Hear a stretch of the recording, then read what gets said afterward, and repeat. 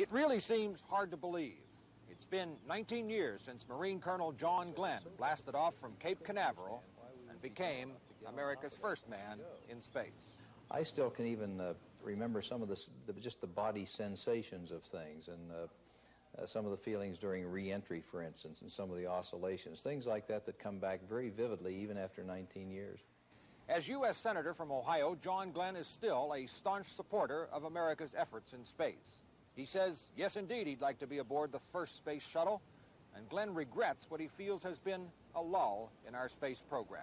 We were originally behind, then we put forth a big effort. We got caught up. We had the technology. We were ahead of anybody in the world in that area.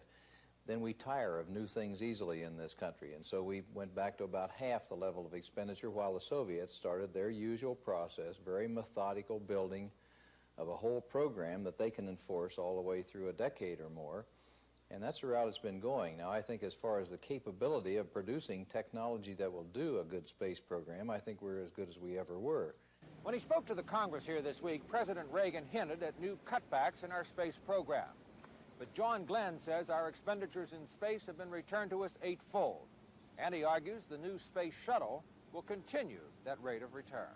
When the shuttle gets going, of course, and is successful, then we'll be able to actually go up and even service the satellites.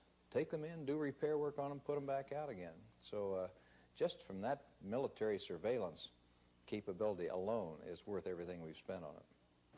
John Glenn, our first, and if they'd let him, our next man into space. From Washington, I'm Andy Castles, Action News.